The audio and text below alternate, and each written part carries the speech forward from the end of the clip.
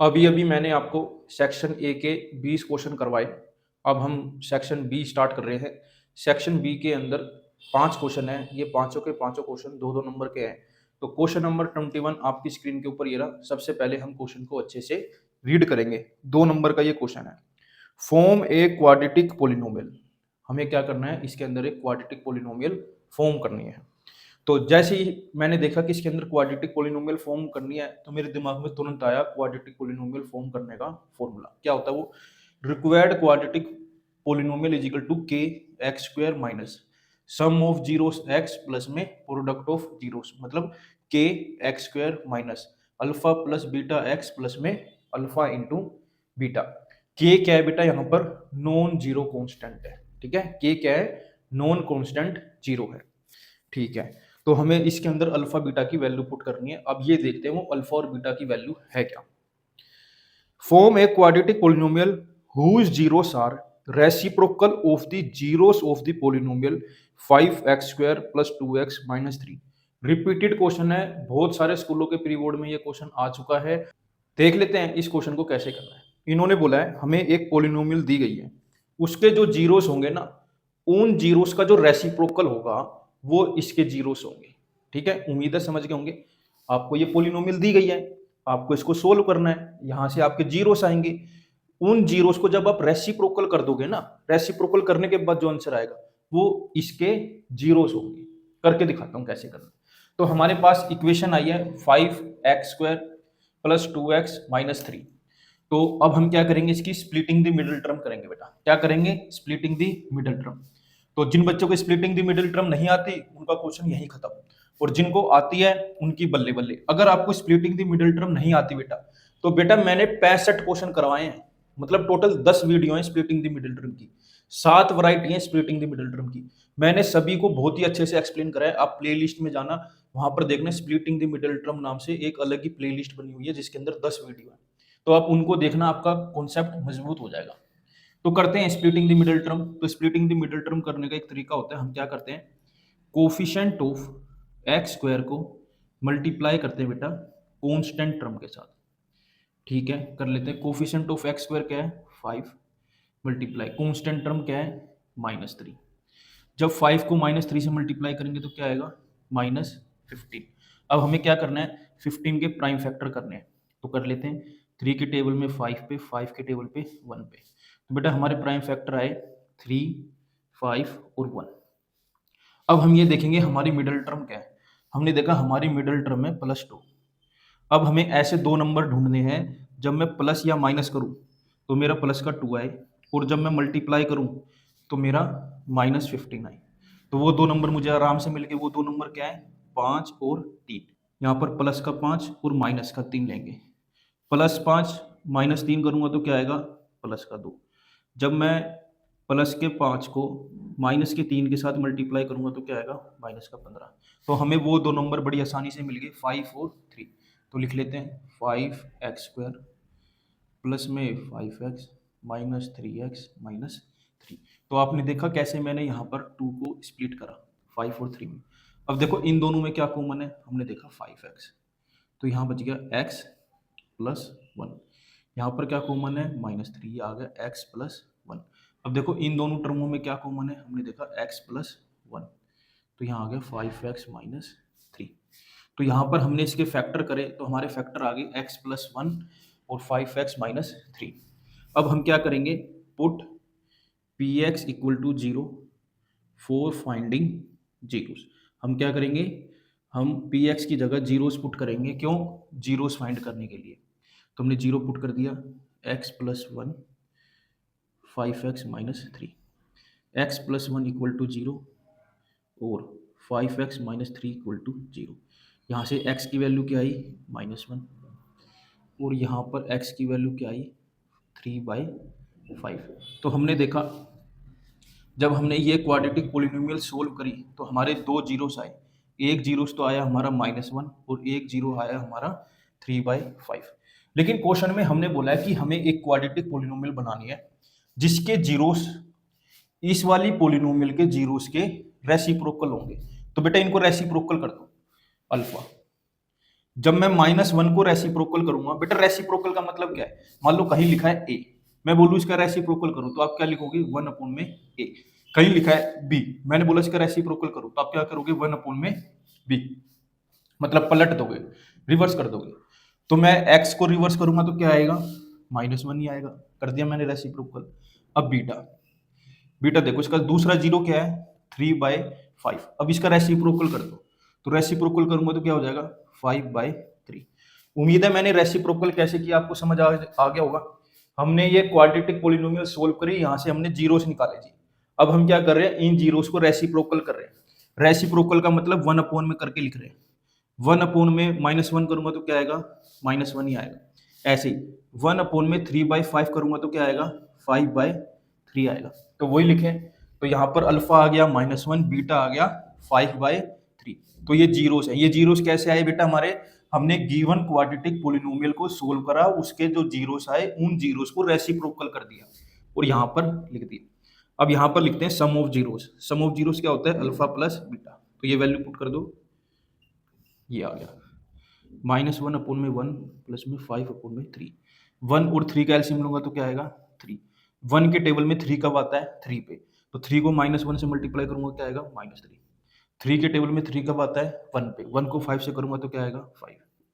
तो ये आ गया बेटा 2/3। तो बेटा हमारा सम ऑफ जीरोस आ गए 2/3। ऐसे ही बेटा मैं प्रोडक्ट ऑफ जीरोस निकालूंगा। प्रोडक्ट ऑफ जीरोस कैसे निकालते हैं, अल्फा इंटू बीटा। अल्फा क्या है -1, बीटा क्या है 5/3, तो ये हो गया -5/3। तो मैंने देखा मेरे सम ऑफ जीरो आए 2/3 और मेरे प्रोडक्ट ऑफ जीरो आए -5/3। अब हम इस फॉर्मूले में वैल्यू रख देंगे, जो हमें ये रिक्वायर्ड क्वाड्रेटिक पोलिनोमियल निकालना है, इसके अंदर वैल्यू रख देंगे के x² माइनस, ये देखो क्या है 2/3x plus product of zeros क्या है -5/3 के x² -2x/3 -5/3, क्योंकि प्लस माइनस माइनस हो जाएगा। ठीक है कि अब इनका एलसीएम ले लो बेटा। एलसीएम आया 3। 1 के टेबल में 3 कब आता है 3 पे, 3 को x² से मल्टीप्लाई करोगे तो क्या आएगा 3x² माइनस 3 के टेबल में 3 कब आता है 1 पे, 1 को 2x से करोगे तो क्या आएगा 2x। 3 के टेबल में 3 कब आता है 1 पे, 1 को 5 से करोगे तो क्या आएगा 5। ये आ गया k/3, 3x² -2x -5। अब इसका जो फाइनल आंसर आएगा तो यहाँ पर आपको लिखना है रिक्वायर्ड क्वाड्रेटिक पोलिनोमियल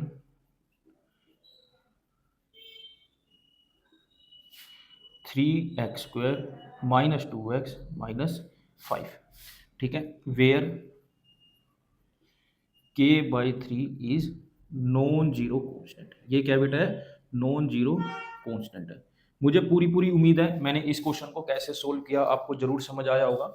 एक बार बेटा इसका स्क्रीनशॉट ले लो। बेटा आपके मन में आ रहा होगा क्या इस क्वेश्चन को भैया ऐसे ही कर सकते हैं, कोई और तरीका नहीं है इस क्वेश्चन को करने का। है बेटा, इस क्वेश्चन को करने का एक और तरीका है, वो तरीका भी समझा देता हूँ क्या है। देखो हमें इस क्वेश्चन के अंदर क्या है, एक क्वाड्रेटिक पोलिनोमियल फॉर्म करनी है, तो उसका फॉर्मूला तो फिक्स है कि x² minus alpha plus beta x plus में अल्फा इंटू बीटा, ये तो फिक्स है। लेकिन भैया कुछ ऐसा नहीं कर सकते इसके अंदर ही कुछ हो जाए, तो बता देता हूँ क्या है। तो बेटा इस क्वेश्चन के अंदर क्या बोला गया है कि जो इसके जीरोस आएंगे ना, जो इसके जीरोस आएंगे और जो इसके जीरो होंगे वो इस वाले के रेसिप्रोकल होंगे। मतलब अगर मान लो इसके जीरो मैंने फाइंड करे, इसके जीरो आ गए अल्फा और बीटा। ठीक है, मान लो मैंने ये पोलिनोमियल को सोल्व करा और मेरे जीरोस आ गए अल्फा और बीटा, तो जो इस क्वाड्रेटिक पोलिनोमियल के जीरोस होंगे वो होंगे 1/में अल्फा और 1/में बीटा। रेसिप्रोकल का मतलब यही होता है, आपको 1/में करना है, 1/में करना है। अगर मान लो इसके 1/में अल्फा 1/में बीटा है, तो इसके सम ऑफ जीरोस अगर मैं निकालूंगा तो कैसे निकालूंगा, सम ऑफ जीरोस तो कैसे निकालते हैं, अल्फा प्लस बीटा करते हैं। ठीक है, लेकिन अब इसके अंदर अल्फा क्या है 1/में अल्फा, बीटा क्या है 1/में बीटा। तो अब इसको सोल्व करो, तो इनको सोल्व करूंगा तो नीचे ये ऐसे हो जाएगा, और इसको करूंगा तो क्या होगा बीटा प्लस में अल्फा। इसको थोड़ा सा और सोल्व करो, इसको ऐसे लिख सकता हूँ अल्फा प्लस बीटा अपॉन में अल्फा बीटा। ऐसे इसमें प्रोडक्ट ऑफ जीरो से निकालो। जब हम इसमें प्रोडक्ट ऑफ जीरो से निकालेंगे तो क्या करेंगे, अल्फा इंटू बीटा। अब इसमें अल्फा क्या है, 1 में अल्फा मल्टीप्लाई 1 में बीटा। इसको सोल्व करूंगा तो क्या है, 1 में अल्फा इंटू बीटा। लेकिन सबसे पहले मुझे अल्फा और बीटा भी तो निकालने पड़ेंगे। क्या निकालने पड़ेंगे मुझे इस केस में, अल्फा और बीटा। तो देखते हैं कैसे निकालते हैं। अब हमें ये पोलिनोमियल दी गई है, अब हम इसको कंपेयर करते हैं a x square plus b x plus c से। तो देखो इसके अंदर ए की वैल्यू क्या आएगी 5, बी की वैल्यू क्या आएगी 2, सी की वैल्यू क्या आएगी -3। तो बेटा इसके अंदर हम सम ऑफ जीरो से निकालते हैं, क्या आएगा -b/में ए। तो अब देखो इसके अंदर माइनस, तो फॉर्मूले में ये बी क्या है 2, ए क्या है 5, तो अल्फा प्लस बीटा आ गया -2/में 5। अब देखो अल्फा बीटा क्या होता है बेटा, c/में ए। सी क्या है -3, ए क्या है 5, तो अल्फा इंटू बीटा आ गया मेरा -3/में 5। अब उन वैल्यूज को यहाँ पुट कर दो। अल्फा प्लस बीटा क्या वैल्यू आई -2/5, अल्फा इंटू बीटा क्या आया -3/5। अब इसको सोल्व करते हैं, इसको रेसिप्रोकल कर देते हैं, 2/5, 5/में -3, 5 से 5 कट गया, माइनस से माइनस कट गया, ये आ गया 2/3। अब ऐसे ही प्रोडक्ट ऑफ जीरो से निकाल लेते हैं, 1/में अल्फा बीटा क्या आया -3/में 5। इसको रेसिप्रोकल कर लेते हैं। जब मैं इसको रेसिप्रोकल करूंगा तो क्या आएगा 1 इंटू 5/-3, तो ये आ गया -5/3। तो मैंने देखा मेरा सम ऑफ जीरोस आ गया 2/3, मेरा प्रोडक्ट ऑफ जीरोस आ गया -5/3। अब मुझे जस्ट इस फॉर्मूले में वैल्यूज पुट करनी है, तो कर लेते हैं कि एक्स स्क्वायर माइनस ये क्या है 2/3x प्लस ये क्या है -5/3। यहाँ पर एलसीएम ले लेते हैं बेटा, एलसीएम लेंगे तो क्या आएगा 3, यहाँ कुछ नहीं है तो 1 के टेबल में 3 कब आता है 3 पे, तो 3 को इससे मल्टीप्लाई करूँगा आएगा 3x² माइनस 3 के टेबल में 3 कब आता है 1 पे, 1 को इससे करूँगा तो क्या आएगा 2x प्लस माइनस माइनस 3 के टेबल में 3 कब आता है 1 पे, 1 को 5 से करूँगा तो आएगा 5, ये आ गया। अब देखो अब हम क्या करेंगे, 3 को यहाँ से हटा देंगे, मतलब k के नीचे ले आएंगे, ये हो गया 3x² माइनस 2x माइनस 5। अगली लाइन में हम k/3 भी हटा देंगे, क्या लिखेंगे 3x² माइनस 2x माइनस 5। ये आपका आंसर है। और k/3 क्या है, k/3 is non zero constant. वो क्या है बेटा, नॉन जीरो कॉन्स्टेंट है। आप चाहें तो ऐसे भी कर सकते हैं, कोई दिक्कत वाली बात नहीं है। तो इस क्वेश्चन को मैंने आपको 2 तरीके से करके दिखाया, आपको जोन सा तरीका अच्छा लगे आप उस तरीके से इस क्वेश्चन को कर सकते हैं। स्क्रीनशॉट ले लो बेटा इसका। नेक्स्ट क्वेश्चन आपकी स्क्रीन के ऊपर ये रहा, ये क्वेश्चन नंबर 22 है। क्वेश्चन को अच्छे से रीड करते हैं। Find the value of k for which quadratic equation k plus 4x² plus k plus 1x प्लस 1 has equal roots. Quadratic equation का ये क्वेश्चन है, देख लेते हैं। देखिए जब हमारे रूट्स रियल और इक्वल होते हैं तो डिस्क्रिमिनेंट बराबर होता है 0। डिस्क्रिमिनेंट क्या होता है बेटा, जिसको डी से डिनोट करते हैं b² माइनस 4ac। तो डी क्या हो जाता है 0, तो 0 इज इक्वल टू हो जाता है b² माइनस 4ac। कहने का मतलब है हमें डिस्क्रिमिनेंट की वैल्यू 0 लिखनी होती है अगर इक्वल रूट्स होते हैं तो। ठीक है, अब हम देख लेते हैं हमें इक्वेशन क्या दी गई है, k प्लस में 4x² plus k plus 1x प्लस 1। अब मैंने क्या करा, जो हमारी standard form of quadratic equation होती है उसके साथ इसको कंपेयर करा, ax² plus bx plus c। इन दोनों को कंपेयर करा तो मेरी a की वैल्यू आई k प्लस 4, मेरी b की वैल्यू आई k प्लस 1, मेरी c की वैल्यू आई 1। हमारा फॉर्मूला क्या होता है डिस्क्रिमिनेंट का, discriminant is equal to b² minus 4ac। b क्या है मेरा k प्लस 1 होल स्क्वायर, क्योंकि b की स्क्वायर है, माइनस 4 ऐसी है। a की वैल्यू क्या है k प्लस 4 मैंने पुट कर ली, c की वैल्यू क्या है 1 मैंने यहाँ पर पुट कर ली। अब देखो इसको करना कैसे है, d की वैल्यू क्या पुट करनी है यहाँ पर 0। अब ये लिखा है k प्लस 1 की होल स्क्वायर, तो बेटा यहाँ पर आपको a प्लस बी की होल स्क्वायर का फॉर्मूला पता होना चाहिए, जो कि होता है a² प्लस में b² प्लस में 2ab। तो लगाते हैं यहाँ पर a² प्लस में b² प्लस में 2ab। बहुत सारे बच्चे बेटा इसी को नहीं खोल पाते, यही क्वेश्चन गलत हो जाता है। अब इसको अंदर मल्टीप्लाई करते हैं, पहले 4 को 1 से मल्टीप्लाई करूंगा तो क्या आएगा 4, ये आ गया के प्लस 1। मैंने 1 को अंदर मल्टीप्लाई कर दिया बेटा, ठीक है। इसको खोल लेते हैं, के स्क्वायर प्लस में 1 प्लस में 2 के माइनस, अब इस -4 को अंदर मल्टीप्लाई कर लेते हैं, -4 को के से करूंगा क्या आएगा -4 के, -4 को +4 से करूंगा तो क्या आएगा -16। अब इसको और सिंप्लीफाई करते हैं, के स्क्वायर, ये क्या लिखा है बेटा प्लस का 2 के माइनस का 4 के, तो क्या आ जाएगा -2 के, ये क्या है प्लस का 1, ये क्या है -16, तो क्या आ जाएगा -15। ये जीरो साथ साथ चल रहा है। अब हमने देखा ये तो क्या बन गई, एक क्वाड्रेटिक इक्वेशन बन गई। अब ये इक्वेशन सोल्व होगी बेटा स्प्लिटिंग द मिडिल टर्म से। अगर आपको स्प्लिटिंग द मिडिल टर्म नहीं आती तो आप इस क्वेश्चन को नहीं कर पाएंगे। तो कर लेते हैं, कैसे करेंगे, के स्क्वायर माइनस, अब हमें ऐसे नंबर ढूंढने हैं जब मैं प्लस माइनस करूं तो -2 आए और मल्टीप्लाई करूं तो -15 आए। तो वो नंबर क्या है बेटा -5 के +3 के -15। अब देखो इन दोनों में क्या कॉमन है, हमने देखा के, तो ये आ गया के -5। अब देखो इन दोनों में क्या कॉमन है, हमने देखा 3, तो ये आ गया के -5।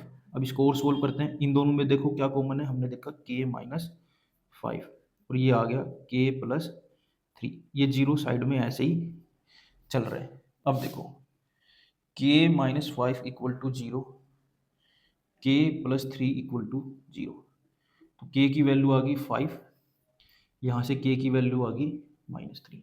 यही हमें फाइंड करनी थी। स्क्रीनशॉट ले लो बेटा इसका। नेक्स्ट क्वेश्चन आपकी स्क्रीन के ऊपर ये रहा, ये क्वेश्चन नंबर 22 है। देख लेते हैं इस तरह के क्वेश्चन कैसे सोल्व करते हैं। Find the nature of roots of the following quadratic equation if the real roots exist, find them 3x² -4√3x + 4 equal to 0। तो हमें यहाँ पर क्या है, एक क्वाड्रेटिक इक्वेशन दी गई है और हमसे बोला गया है इसके नेचर ऑफ रूट्स बताओ, और उसके बाद हमें बोला गया है अगर इसमें रूट्स एग्जिस्ट करते हैं, अगर रूट्स रियल है तो हमें रूट्स भी फाइंड करने हैं। तो सबसे पहले हमें क्या करना है, जो हमें क्वाड्रेटिक इक्वेशन दी गई है उसे इस तरीके से लिख लेना है। फिर हमें जो हमारी standard form of quadratic equation होती है उसको लिख लेना है। फिर हमें क्या करना है, इन दोनों को आपस में कंपेयर करना है।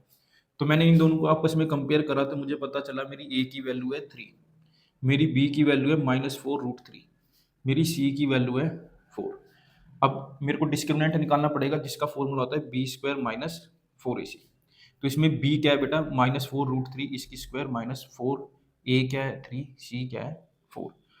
अब हमें इसको सोल्व करना पड़ेगा। देखो इसको इस तरीके से सोल्व करो, -4 की स्क्वायर √3 की स्क्वायर माइनस 4 3 जा 12, 12 4 जा 48। अब देखो इस स्क्वायर से ये कट जाएगा, -4 की स्क्वायर क्या होगी 16, 3 ऐसे ही है -48, 48 -48, ये क्या आया 0। डी की वैल्यू क्या आई बेटा हमारी यहाँ पर 0। इसका मतलब जो नेचर ऑफ रूट है, जो नेचर ऑफ रूट्स है वो क्या है, real and equal, real and equal है। तो इसका मतलब ये आगे सोल्व होगा। अब हमें क्या करनी है बेटा, इस इक्वेशन की स्प्लिटिंग दी मिडल टर्म करनी है, और स्प्लिटिंग दी मिडल टर्म करते हुए हमें क्या करना है, इसके रूट्स निकालने हैं। तो निकाल लेते हैं। फॉर्मूला हमारा बिल्कुल सेम है, क्या करते हैं हम, कोफिशिएंट ऑफ x² को मल्टीप्लाई करते हैं हमेशा कांस्टेंट टर्म के साथ। तो कोफिशिएंट ऑफ x² क्या है 3, इसको मल्टीप्लाइंगे कांस्टेंट टर्म के साथ जो कि है 12, 12 के प्राइम फैक्टर करेंगे 2 के 6 पे, 2 पे 3 पे, 3 का 1 पे, तो हमारे क्या क्या है 2 2 3। अब देखो हमारी मिडल टर्म क्या है, हमने देखा हमारी मिडल टर्म है -4√3। अब हमें बेटा ऐसे दो नंबर ढूंढने हैं जब मैं उन्हें प्लस या माइनस करूं तो मेरा -4√3 आए, और जब मैं उन दोनों नंबरों को मल्टीप्लाई करूं तो मेरा प्लस का 12 आए। तो इसके अंदर हमें ये भी देखना होता है कि अंडर रूट है कहाँ, 3 के नीचे है। तो अब यहाँ पर जो 3 है हम उसको ऐसे लिखेंगे √3, ठीक है। यहाँ पर हमेशा ही ऐसे करते हैं बेटा, जिसके अंदर अंडर रूट लगा होता है ना, जहाँ स्क्वायर रूट लगा होता है उस नंबर को क्या करते हैं हम ऐसे लिखते हैं। तो मुझे तो यहाँ पर साफ साफ वो दो नंबर मिल गए, 2√3 -2√3 -2√3। इन दोनों को सोल्व करूंगा तो क्या आएगा -4√3 और 2√3 माइनस 2√3 को मल्टीप्लाई करूंगा तो क्या आएगा माइनस माइनस प्लस, 2 2 जा 4, √3 को √3 से करूंगा तो 3, 4 3 जा 12 आ गया। ठीक है, तो लिख लो। तो वो दो नंबर क्या है बेटा, -2√3 माइनस 2√3 एक्स प्लस में 4 इक्वल टू 0। अब देखो इन दोनों में क्या कॉमन है और इन दोनों में क्या कॉमन है। मैंने देखा इन दोनों में सिर्फ और सिर्फ x कॉमन है, तो मैंने x कॉमन ले लिया, ये हो गया 3x माइनस 2√3। इन दोनों में क्या कॉमन है, मैंने देखा इन दोनों में सिर्फ और सिर्फ 2 कॉमन है, तो ये आ गया √3x प्लस में, प्लस नहीं माइनस आएगा क्योंकि माइनस मैंने कॉमन ले लिया, -2 इक्वल टू 0। अब मैंने देखा भाई मेरी ये दोनों तो सेम नहीं आए, ये और ये तो मेरे सेम नहीं है, तो मुझे और ज़्यादा सिंप्लीफाई करना पड़ेगा, तो कर लेते हैं। बेटा यहाँ पर 3 को मैं लिख सकता हूँ √3 into √3x, 2√3 minus 2 √3x minus 2 equal to 0। अब देखो यहाँ पर मैंने 3 को √3 क्यों लिखा, बेटा आप भी लिख सकते हो 3 लिखा कहीं, √3 इंटू √3 लिख सकते हो, इनको सोल्व करोगे तो 3 ही आएगा, इसलिए हमने इसका कहीं पर मान लो a लिखा है तो आप इसको आराम से लिख सकते हैं √a इंटू √a। ठीक है, a कोई भी नंबर हो सकता है। अब देखो इन दोनों टर्म में क्या कॉमन है, हमने देखा इन दोनों टर्म में कॉमन है √3। ठीक है, अंदर क्या बच गया √3x minus two √3x minus 2 equal to 0। अब देखो इन दोनों टर्मों में क्या कॉमन है, हमने देखा √3x माइनस 2, यहाँ आ गया √3x माइनस 2 इक्वल टू 0। अब हम यहाँ से 0 से निकाल लेंगे, √3x माइनस 2 इक्वल टू 0 और √3x minus 2 equal to 0। √3x equal to 2, x की वैल्यू आ गई 2/√3, यहाँ से भी निकाल लेते हैं, इक्वल टू 2, एक्स की वैल्यू आ गई 2/√3। तो यहाँ पर हमारे रूट्स क्या है बेटा, 2/√3, 2/√3। इस क्वेश्चन को ऐसे करना था। मुझे ऐसा लगता है जो ये 22 का ऑप्शन में जो पहले क्वेश्चन था वो ज़्यादा आसान था एज कंपैरिजन टू दिस। तो एग्जाम में बेटा आपको इजी क्वेश्चन ही करने हैं, वहाँ पर आपको ये साबित नहीं करना कि आप 30 मार्क आए, आपको जस्ट क्वेश्चन सोल्व करने हैं और आंसर लेने हैं। नेक्स्ट क्वेश्चन आपकी स्क्रीन के ऊपर ये रहा, ये क्वेश्चन नंबर 23 है। सबसे पहले हम क्वेश्चन को अच्छे से रीड करते हैं। For what value of n are the nth term of 2 APs 63, 65, 67 and 3, 10, 17 are equal. NCERT का क्वेश्चन है, रिपीटेड क्वेश्चन है, बहुत बार ये पेपर में आया हुआ है और बहुत ही इजी क्वेश्चन है। तो बेटा इसके अंदर 2 AP दी गई है, एक तो AP1 है और एक AP2 है। तो यहाँ पर मैंने AP1 लिख ली, यहाँ पर मैंने AP2 लिख ली। AP1 में क्या है 63, 65, 67, तो A1 क्या है 63, A2 क्या है 65। तो मैंने कॉमन डिफरेंस निकाल लिया, मतलब D निकाल लिया, कैसे A2 माइनस A1 करके। A2 क्या है 65, A1 क्या है 63, 65 में से 63 गई तो क्या आया T, तो कॉमन डिफरेंस आ गया बेटा 2। 65 में से 63 जाएंगे तो क्या आएगा 2, तो कॉमन डिफरेंस क्या आ गया 2। तो अब हम nth टर्म निकाल लेते हैं। A1 क्या है इसके अंदर 63 प्लस n माइनस 1, डी क्या है 2, 63 प्लस 2n माइनस 2। अब 63 में से जब 2 जाएंगे तो क्या आएगा 61 प्लस में 2n, तो यहाँ पर हमारी nth टर्म आ गई, मतलब an आ गया 61 प्लस 2n। अब सेकंड AP देखो उसमें बोला गया 3, 10, 17 डॉट डॉट डॉट। A1 क्या है 3, A2 क्या है 10, D कैसे निकलेगा common difference A2 minus A1, A2 क्या है 10 माइनस A1 क्या है 3, 10 में से 3 गई तो क्या आया 7, तो हमारा इस केस में कॉमन डिफरेंस आ गया 7। तो nth टर्म का फॉर्मूला होता है A1 plus n minus 1 D. A1 क्या है इसके अंदर 3 प्लस n माइनस 1, डी क्या है 7, 3 प्लस इसको अंदर मल्टीप्लाई करो 7n माइनस 7, 3 माइनस 7 करेंगे तो क्या आएगा -4 प्लस में 7n, तो ये आ गया हमारा an क्या आया -4 प्लस में 7n, ये भी क्या है an 61 प्लस में 2n। अब इन दोनों को क्या कर देंगे इक्वेट कर देंगे, क्या कर देंगे बेटा इक्वेट कर देंगे, क्योंकि हमें बोला है कि इनकी nth टर्म क्या है बेटा इक्वल है। तो फ्रॉम 1 and 2 आप लिख सकते हैं 61 प्लस में 2n इक्वल टू -4 प्लस में 7n, ऐसे इक्वेट कर देंगे बेटा इसको। ठीक है, 61 यही है, 4 को मैं इक्वल टू को इधर लाऊंगा तो प्लस का हो जाएगा, 7n वैसे ही है, ये प्लस का 2n उधर जाके माइनस का 2n हो जाएगा। 61 प्लस 4 करूंगा तो क्या आएगा 65, 7n में से 2n जाएंगे तो क्या आएगा 5n। 65 अपोन में 5 करूंगा तो क्या आएगा, ये 5 के टेबल में कट जाएगा, 5 वन जा 5, 5 वन जा 5, 5 थ्री जा 15। तो बेटा इस केस में हमारी n की वैल्यू क्या आई बेटा 13, क्या आई बेटा 30। तो इसके अंदर यही बोला था for what value of n, तो n की वैल्यू क्या आई 30। तो मतलब 13 टर्म ऐसी आएगी इन दोनों एपी में जो कि सेम होगी। मुझे उम्मीद है मैंने ये क्वेश्चन कैसे सोल्व किया आपको समझ आया होगा, आसान क्वेश्चन था, स्क्रीनशॉट ले लो इसका। नेक्स्ट क्वेश्चन आपकी स्क्रीन के ऊपर ये रहा, ये क्वेश्चन नंबर 24 है, इसमें भी दो पार्ट है, मतलब ऑप्शन दिए गए हैं इस क्वेश्चन के अंदर। आपको ऑप्शन नंबर पहला पढ़ लेते हैं। If A and B are acute angle such that sine A minus B equal to 0 degree and 2 cos a plus B minus 1 equal to 0 degree, then find angle A and B. तो देख लेते हैं इस तरह के question कैसे करते हैं, बहुत ही आसान क्वेश्चन है। ये तो नहीं बोलूंगा सेम टू सेम एनसीईआरटी में ऐसा है, लेकिन इसके जैसा एनसीईआरटी में एक एग्जाम्पल भी है और एक क्वेश्चन भी है, बोर्ड में भी इस तरह के क्वेश्चन आपको देखने को मिलेंगे। तो देख लेते हैं किस तरीके से करते हैं। तरीका देख लो आप यहाँ पर, साइन ए माइनस बी। अब ये देखो साइन में 0 डिग्री कहाँ पर होता है, हमने देखा साइन 0 पर ही होता है, ठीक है। अब साइन और साइन यहाँ से एलिमिनेट हो जाएंगे, ए माइनस बी की वैल्यू आ जाएगी 0, ठीक है। इसको थोड़ा सिंप्लीफाई करते हैं, 2 cos A plus B equal to, ये -1 है उधर जाके प्लस का 1 हो जाएगा, कोस ए प्लस बी, यहाँ पर 2 मल्टीप्लाई में उधर जाके डिवाइड में आ जाएगा 1/2। अब कोस में ये देखो 1/2 कहाँ पर होता है, तो हमने देखा कोस में 1/2 होता है 60 डिग्री पे, तो ए प्लस बी इक्वल टू 60 हो गया। अब यहाँ पर हमारे पास दो इक्वेशन आ गई, एक इक्वेशन ये रही, एक इक्वेशन ये रही। अब आप इन दोनों इक्वेशन को सब्स्टिट्यूशन मेथड से भी सोल्व कर सकते हैं, एलिमिनेशन मेथड से भी सोल्व कर सकते हैं। तो कर लेते हैं, तो ऐड करता हूँ दोनों को, add 1 and 2, A minus B equal to 0, A plus B equal to 60, ये आपस में कट गए, ये आ गया 2a इज इक्वल टू 60, ए की वैल्यू आ गई 60/2, ए आ गया बेटा हमारा यहाँ पर 30 डिग्री।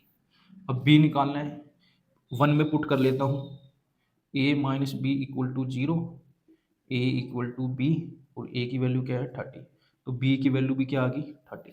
कितना आसान क्वेश्चन है 2 नंबर में, इससे ज़्यादा आसान हो सकता है कुछ। स्क्रीनशॉट ले लो बेटा इसका एक बार। क्वेश्चन नंबर 24 के ऑप्शन में भी एक क्वेश्चन दिया गया है, क्वेश्चन आपकी स्क्रीन के ऊपर ये रहा। सबसे पहले हम क्वेश्चन को अच्छे से रीड करेंगे। Evaluate sine square 60 degree plus 2 tan 45 degree minus cos square 30 degree. अब ये टेबल पर बेस है, जो मैंने एंगल वाली टेबल आपको बनानी सिखाई है उस पर बेस है ये। तो देख लेते हैं इस तरह के क्वेश्चन कैसे करते हैं। जिन बच्चों को एंगल पता है उनका सही हो जाएगा, जिनको नहीं पता उनका गलत हो जाएगा। साइन 60 की वैल्यू क्या होती है, √3/2, इसकी स्क्वायर प्लस में 2 इंटू tan 45 की वैल्यू क्या होती है 1 माइनस कोस 30 की वैल्यू क्या होती है √3/2, इसकी स्क्वायर। √3/2 की स्क्वायर करूंगा तो क्या होगा, ये हो जाएगा √3 की स्क्वायर, नीचे करूंगा तो 2 की स्क्वायर, 2 बन जा 2, इसको करूंगा तो √3 की स्क्वायर, इसको करूंगा तो 2 की स्क्वायर। अब यहाँ पर क्या हुआ, इस स्क्वायर से ये रूट कट जाएगा, इस स्क्वायर से ये रूट कट जाएगा, ये आ गया 3/4 प्लस 2, ये आ गया 3/4। अब ये 3/4 प्लस का, ये माइनस का है, तो आंसर क्या आ गया 2। 2 नंबर में बिल्कुल फ्री फंड के नंबर दिए हैं ये तो टीचर ने आपको। उम्मीद है समझ गए होंगे मैंने कैसे किया है, स्क्रीनशॉट ले लो इसका। नेक्स्ट क्वेश्चन आपकी स्क्रीन के ऊपर ये रहा। सबसे पहले हम क्वेश्चन को अच्छे से रीड करते हैं। ये क्वेश्चन नंबर 25 है। If the angle between two tangents drawn from an external point P to a circle of radius A, ठीक है, and centre O is 60 degree, then find the length of OP। तो इन्होंने ये बोला है कि दो टेंजेंट है जो एक्सटर्नल पॉइंट P पर मिल रही है, उन दोनों टेंजेंट के बीच में जो एंगल बन रहा है वो है 60 डिग्री। जो सर्कल की रेडियस है वो है A, सेंटर इसके अंदर O है, हमें OP निकालना है। मतलब इसकी फिगर कुछ ऐसे बनेगी कि ये AP और BP दो टेंजेंट है, ये दोनों बाहर यहाँ पर एक्सटर्नल पॉइंट P पर मीट हो रही हैं, ये इसकी रेडियस है OA और OB क्या है, इसकी रेडियस है। रेडियस हमें A दी गई है।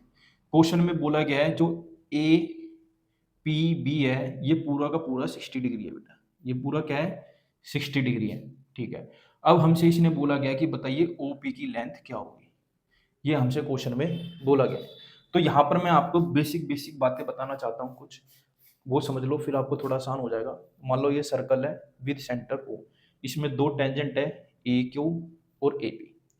तो बेटा ये प्रॉपर्टी होती है, अगर मान लो दो टेंजेंट आपस में बाहर कहीं पर मीट कर रही हैं, तो ये प्रॉपर्टी होती है। एक तो प्रॉपर्टी ये होती है कि जो ये ए क्यू है ये बराबर होगी ए पी के, एक प्रॉपर्टी तो ये, प्लस जो ये सेंटर से लाइन आती है, जो ये सेंटर से लाइन सेगमेंट होती है, जो ये एक्सटर्नल पॉइंट पे मीट करती है, ये क्या करती है बेटा, इन एंगल को इक्वल पार्ट में बांट देती है, मतलब बाइसेक्ट कर देती है। अगर मान लो एंगल ये 60 डिग्री है तो ये भी 30 हो जाएगा, ये भी 30 हो जाएगा। मान लो ये मैंने लिखा 1 ये 2, तो ये वाली लाइन क्या करेगी, इसको इक्वल पार्ट में बांटेगी, मतलब एंगल एक बराबर हो जाएगा एंगल 2 के। ऐसी सेम कहानी यहाँ पर होती है, ये वाली लाइन क्या है, इनको भी इक्वल पार्ट्स में बाइसेक्ट करती है। मान लो ये, मान लो 120 है, टोटल क्या है ये 120 है, तो ये 60 हो जाएगा, ये भी 60 हो जाएगा। ये प्रॉपर्टी होती है कि ये बाइसेक्ट करते हैं। तो यहाँ पर मान लो मैंने लिखा 3 और ये मैंने लिखा मान लो 4, तो यहाँ पर एंगल 3 बराबर हो जाएगा एंगल 4 के। तो मैंने यहाँ पर वो लाइन लिखी भी है, आप चाहो तो इसको कॉपी में नोट डाउन कर लेना, फ्यूचर में आपके बड़ा काम आएगा। If two tangents are drawn to a circle from an external point then they subtend equal angle at the centre, वो क्या करेंगे, इक्वल एंगल बनाएंगे सेंटर पे। तो मैंने लिखा भी है ए ओ पी, ए ओ पी बराबर होगा ए ओ बी के, मतलब एंगल 3 बराबर होगा एंगल 4 के। अगली देखो, they are equally inclined to the segment, segment का मतलब ये लाइन है, joining the centre of that point, that point का मतलब एक्सटर्नल पॉइंट, मतलब इसके अंदर लिखा है ओ ए पी, ओ ए पी बराबर होगा ओ ए क्यू के। ठीक है, तो मतलब एंगल 1 बराबर होगा एंगल 2 के, यहाँ पर एंगल 3 बराबर होगा एंगल 4 के। इसी प्रॉपर्टी का यूज करते हुए हम ये वाला क्वेश्चन करेंगे। तो इसके अंदर हमें जैसे इन्होंने बोला कि एंगल पी क्या है 60 डिग्री है, तो बेटा मैं ऑटोमेटिकली कह सकता हूँ ये भी 30 होगा, ये भी 30 होगा। क्यों होगा, क्योंकि वी नो दैट, हम जानते हैं line joining the centre and the external point, मतलब वो लाइन जो सेंटर और एक्सटर्नल पॉइंट को आपस में जोड़ती है, bisect the angle between pair of tangent, जो ये टेंजेंट से, ये दोनों टेंजेंट से मिलकर इंटरसेक्ट होने के बाद जो एंगल बना है उसको बाइसेक्ट कर देगी, मतलब दो बराबर पार्ट में बांट देगी फ्रॉम दी एक्सटर्नल पॉइंट। उम्मीद है समझ गए होंगे। तो यहाँ पर बेटा ए पी बी दिया गया है 60 डिग्री, ये बात गिवन है, तो हम आराम से कह सकते हैं ये 30-30 होंगे, मतलब A P O 30 degree, B P O वो भी 30 डिग्री। तो अब हम एक ट्रायंगल ले लेते हैं, जैसे कि मैंने लिया ओ ए पी, मतलब ये वाला ओ ए पी। अब इसके अंदर हम पाइथागोरस थ्योरम लगाएंगे बेटा, क्या लगाएंगे, पाइथागोरस थ्योरम। पाइथागोरस थ्योरम के हिसाब से अगर हम देखें, पाइथागोरस थ्योरम के हिसाब से हम देखें तो हाइपोटेनियस के सामने 90 डिग्री होता है, या आप ये कह सकते हैं 90 डिग्री के ठीक सामने क्या होती है, हाइपोटेनियस होती है। तो इस केस में हमारी हाइपोटेनियस क्या है बेटा, ओपी, जो कि हमें फाइंड करनी है। इसके अंदर बेटा बेस क्या है, अगर हम बेस की बात करें तो बेस क्या है बेटा, एपी। बेस क्या है बेटा इस केस में, एपी। बेटा परपेंडिकुलर क्या है इस केस में, परपेंडिकुलर है बेटा ओए। तो अब हमें निकालना क्या है, ये देखो, अब हमें निकालनी है बेटा हाइपोटेनियस, मतलब हमें ओपी निकालनी है, और हमें गिवन क्या है, परपेंडिकुलर हमें गिवन है। अब हमें ऐसी ट्रिग्नोमेट्रिक रेशियो सोचनी है जिसके अंदर एच बी हो और पी बी हो, तो वो क्या है बेटा, साइन। तो साइन थीटा, साइन थीटा क्या होता है बेटा, पंडित, ठीक है, बद्री प्रसाद हरर बोले पी अपॉन में एच, इसी के अंदर ये होता है। अब देखो पी क्या है इसके अंदर, परपेंडिकुलर क्या है हमने देखा ओ ए, ठीक है, हाइपोटेनियस क्या है इसके अंदर, ओपी हमने लिख लिया। अब देखो साइन 30 की वैल्यू क्या होती है, 1/2 इजिकल टू ओ ए कितना है यहाँ पर ए, ओपी कितना है वो तो हमें फाइंड ही करना है, क्रॉस मल्टीप्लाई करो, तो बेटा यहाँ पर हमारा ओपी आ गया 2a। तो ओपी क्या आया बेटा हमारा यहाँ पर 2a, 2a ही आपका आंसर है। मुझे उम्मीद है मैंने ये क्वेश्चन कैसे सोल्व किया आपको जरूर समझ आया होगा।